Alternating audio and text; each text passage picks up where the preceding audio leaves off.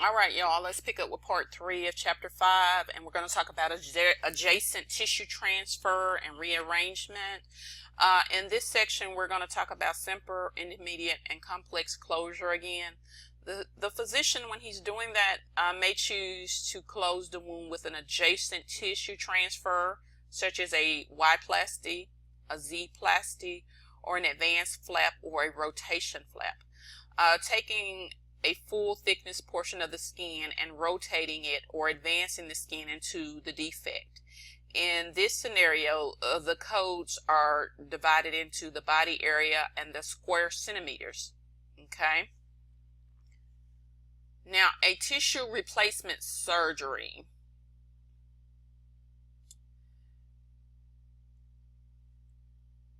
And skin substitute.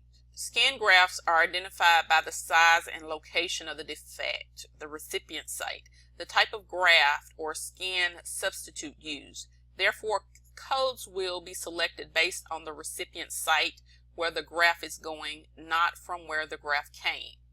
Now, there are types of grafts that you all need to be familiar with. You have an autograft.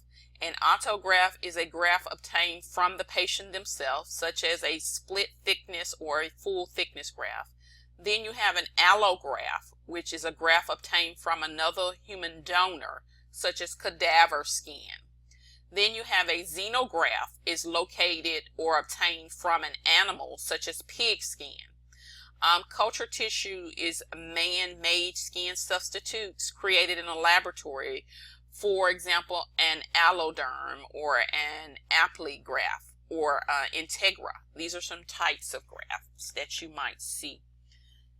All right, guys, a split thickness graft includes a full layer of epidermis and part of the dermis. A full thickness graft includes a full layer of the dermis and epidermis and the dermis. The split thickness is a full thickness. Skin grafts are reported by the square centimeters for adults or 1% of the body area in infants and in children. Surgical preparation would be codes 1502 to 1505 is performed when the wound or recipient site requires initial preparation prior to the application of the graft, and the codes are selected based on the location and the size of the defect. Some of the surface area of all wounds from all anatomic sites are grouped into same code descriptions, such as the sum surface area and all wounds on the trunk and in the arms. Flaps and deep tissues, skin and deep tissues. Flaps describe the section of skin transferred from the recipient site while still remaining attached to a blood supply. So a flap is not completely cut away. Most of the procedures in this section describe pedicle flaps. Although this process sounds similar to an adjacent tissue replacement, there are important differences to keep in mind when distinguishing between the two.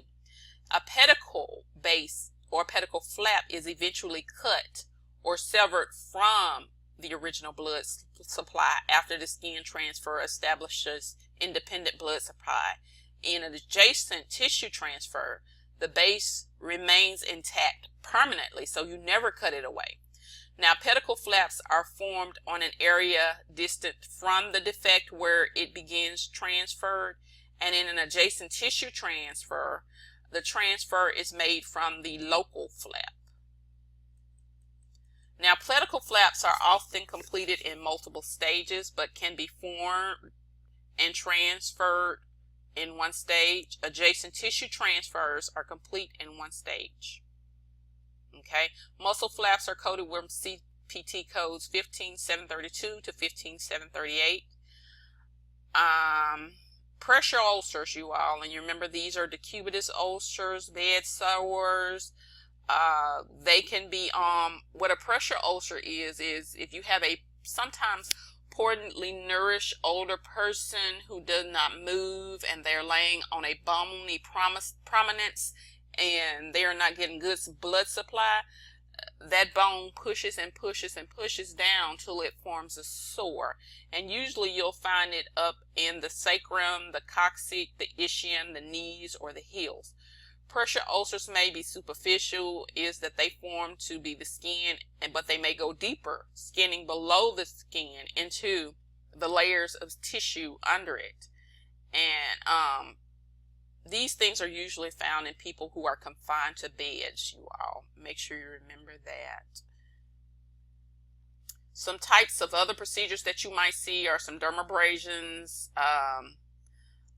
chemical peels, cervicoplasties, or neck lift. These are kind of plastic surgery, so you need to really make sure you check your insurance companies and the criteria that they'll pay on these. A cervicoplasty or a neck lift, a blepharoplasty, a rhodonectomy, a brow lift, an abdominoplasty or a tummy tuck, or a liposuction. Destruction codes are the codes such as electrosurgery, cryosurgery, laser, or chemical treatment. These are up under destruction, you all. You got code 17,000 to 1704 is where the destruction begins. You can also see Mohs microsurgery.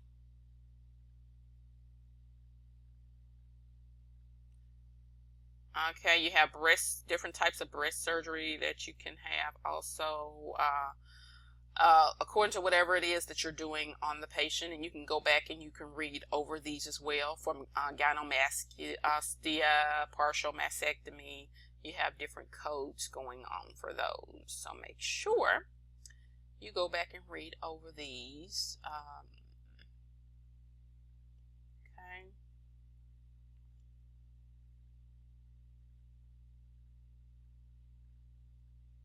All right, you all.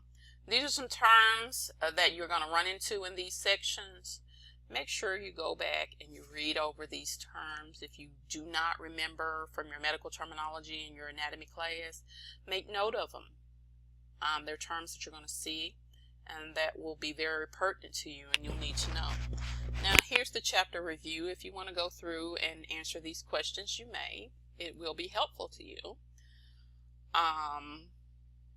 to go back and read over these scenarios, because these are very similar to case studies and scenarios that you may see on the test.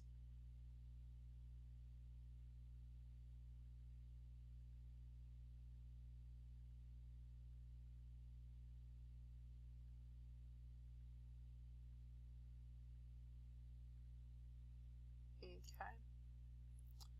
All the way down, guys. You have a big op report right here starting at 9.